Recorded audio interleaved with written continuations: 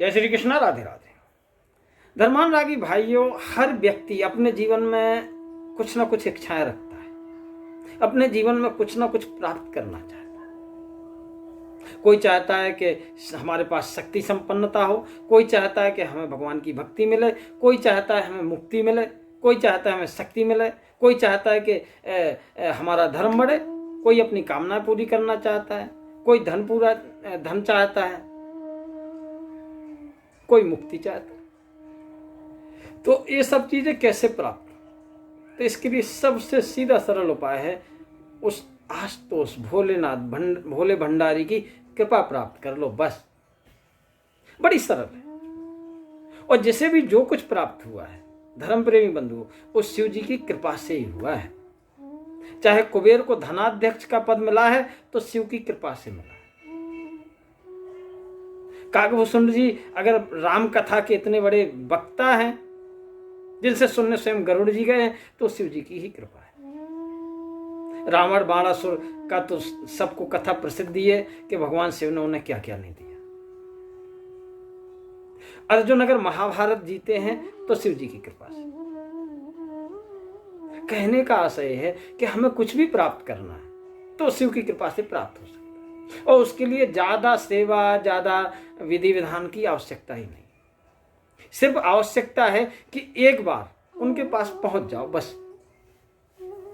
एक बार उनके पास पहुंच गए, उनकी कृपा अपने आप हो जाएगी। कहते हैं कि तुलसी अपने ईश को रीज भजो चाहे खीज, और खेद परे को जमत है उल्टो सीधो पीज। उस ईश्वर को चाहे जैसे स्मरण करो, चाहे जैसे भजो, चाहे जानबूझ के जाओ, चाहे अनजाने में जाओ, अगर तुमने एक बार उनकी सेवा कर दी, बस कृपा अपने आप हो जाएगी और सब कुछ प्राप्त हो जाएगा। और ऐसे कई उदाहरण हैं, जैसे कि एक श्लोक आया है कि हर हरति पापान दुष्चित्तैरपि स्मृता अनिच्छापि संस्पृष्टो दहत्यो ही पावका।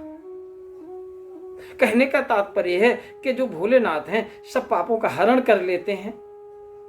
जिस तरह से अग्नि में चाहे जानबूझ के हाथ डालो, चाहे धोखे में हाथ चलाए जाए, वो जला ही देगी। कोई भी चीज चाहे जानबूझ के डालो, चाहे धोखे में डालो, वो अग्नि का जो काम है वो करेगी। ऐसे भोलेनाथ का काम है कृपा करने का, तो कृपा करेंगे। तो ऐसा एक प्रसंग आता है स्कंद पुराण के माहेश्वर खंड, केदार खंड। होता क्या है कि एक जुआरी रहता है, बहुत ही पापी जुआरी, ब्रह्मद्रोही, बंधुद्रोही और सभी प्राणियों से द्रोह करने वाला, और नंबर 1 का जुआरी, वेश्यागामी। तो होता क्या है कि एक दिन वो बहुत सा धन जुए में जीतता है। तो जब वो जुए में धन जीतता है तो फिर वो क्या सोचता है कि चलो आज उस वेश्या के पास चलते हैं और उसके लिए फूल, माला, पान, गंध, पुष्प ये सब लेके दौड़ता है वहां के लिए। जब दौड़ता है तो होता क्या है, रास्ते में एक पत्थर पड़ा होता है, पत्थर पे चोट लगती है, जैसे वो गिर जाता है और गिरते उसे थोड़ी मूर्छा आती है। और जैसे ही उस पे उसकी मूर्छा खुलती है तो पूर्व के किसी पुण्य से उसके अंदर सद्बुद्धि आ जाती है। वो सामने शिवालय देखता है, तो जैसे ही वो शिव जी के दर्शन करता है तो उसके अंदर वैराग्य जागृत हो जाता है। फिर वो जो वेश्या के यहाँ जाना चाहता था वहां ना जा करके वो क्या करता है, शिव जी को वो गंध पुष्प जो भी है वो सब शिव जी को अर्पित कर देता है। जीवन में केवल मात्र पूरी जिंदगी में उसने यही एक पुण्य किया, उसके द्वारा संपन्न हो गया। फिर क्या होता है, कुछ दिनों बाद उसकी मृत्यु होती है। तो यमराज के दूत उसे पकड़ करके यमलोक में ले जाते हैं। वहां ले जाके जैसे ही वो कहते हैं चित्रगुप्त से खाता खोला जाए इसका, एक चीज और गौर करने की है, एक ठोकर लगी उसे, उसका जीवन सुधर गया। और हमारे जीवन में ऐसी कई ठोकरें लगती हैं लेकिन हम लोग फिर भी नहीं सुधरते। हर व्यक्ति के जीवन में कहीं ना कहीं ऐसा कोई ठोकर लगती है कि हम जीवन सुधार सकते हैं वहां से, लेकिन नहीं सुधरते।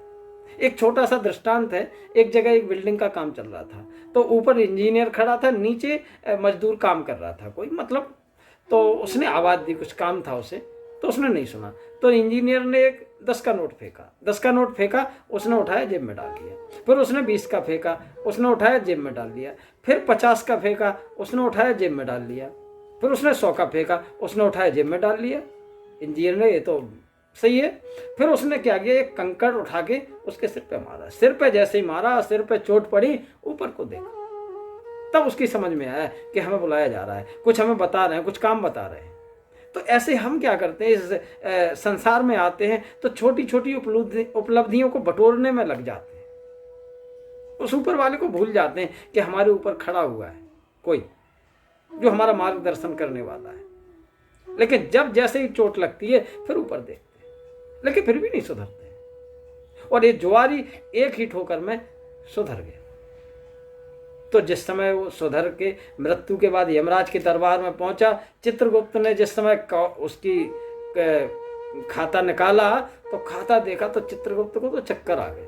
बोले महाराज ये तो बड़ा पापी है, इसने तो बहुत पाप किए हैं, इसका कोई पुण्य नजर नहीं है। और पन्ने पे पन्ने निकलते जाएं, पाप ही पाप ही पाप ही, गलत, जुआ खेलना, वेश्यागामी, प्राणियों से द्रोह करना, जीव हत्या, ये सब पाप इसने कर रखे थे। बोले क्या हुआ? बोले कुछ नहीं मिला महाराज अभी।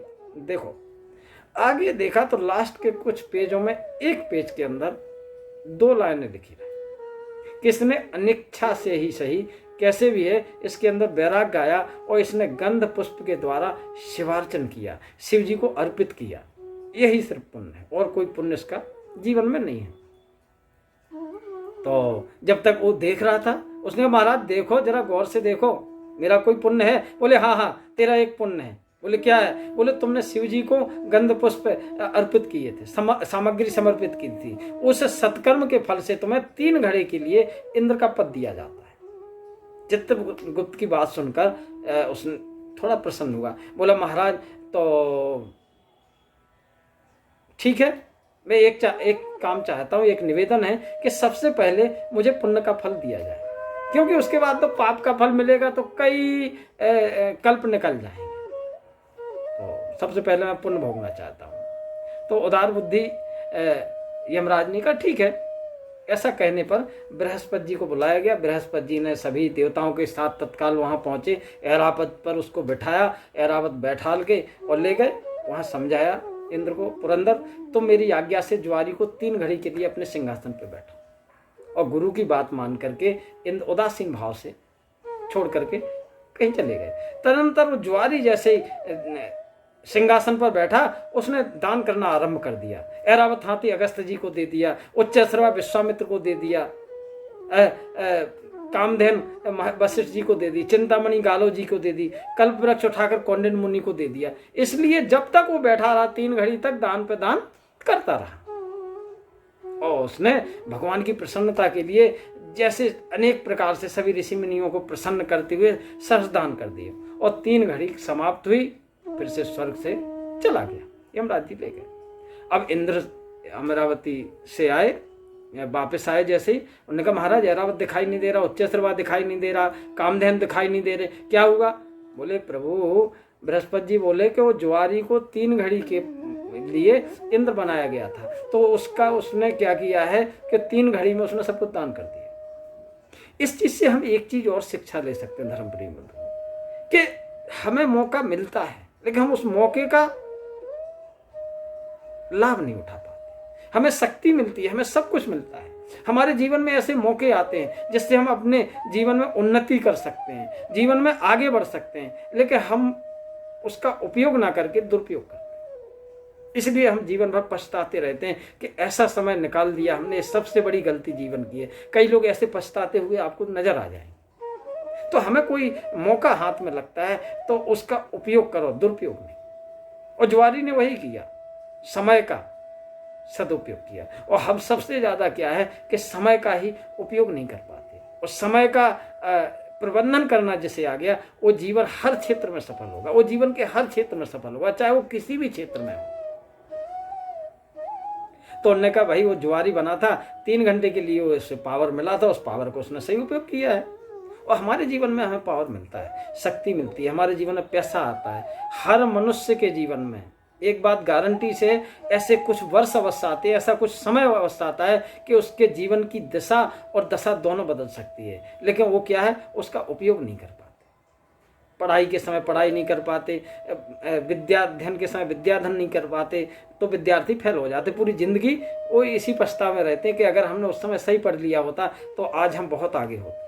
पैसा आता है, हम उपयोग नहीं कर पाते, हम उसको इस तरह से खर्च करते हैं कि बाद में ऐसा मौका आता है कि हम उसके लिए पछताते रहते हैं, हमने कितना बुरा उस समय का कितना दुरुपयोग किया, और दुरुपयोग के लिए पूरी जिंदगी पछतावा होता है। तो इस कथाओं से देखो, हमारे शास्त्रों में जो कथाएं हैं वो हमारे जीवन से जुड़ी हुई हैं। अगर हम उसे अपने जीवन से जोड़ेंगे तो हमारा जीवन ही है। हमें अपने आप को खड़ा करके देखो, तुम समय का उपयोग कर रहे हो या दुरुपयोग कर रहे हो। तो अब क्या किया जाए, तो देवराज से बोले कोई बात नहीं, ऋषियों से प्रार्थना करके उन्हें कुछ धन दे करके आप ले लो। और ये यमराज ने किया है, हमने तो किया नहीं भाई। तो इंद्र बोले यमराज जी आपने बहुत गलत किया, आपने एक ज्वारी को बैठा दिया, मेरे साथ तो बड़ा गलत हो गया। धर्मराज इंद्र से बोले तुम बड़े देवेश्वरों के राजा हो, बूढ़े हो गए, किंतु अभी तक तुम्हारा राज्याभिषेक आसक्ति दूरी नहीं हुई। तुमने उस पावर को पाके कुछ नहीं किया, उसने सिर्फ 3 घड़ी के लिए उसको शक्ति मिली, उसने उसका सदुपयोग किया। तो वही बाद में क्या हुए, महाराज बलि। जब दूसरा जन्म हुआ तो प्रहलाद के पुत्र विरोचन और विरोचन के पुत्र महाराज बलि हुए, जिन बलि की गाथाएं सभी शास्त्रों में भरी पड़ी है। यहां तक कि उनके पुण्य इतने ऊंचे हो गए थे कि उन्हें इंद्रासन मिल गया, इंद्रासन प्राप्त हो गया उन्हें।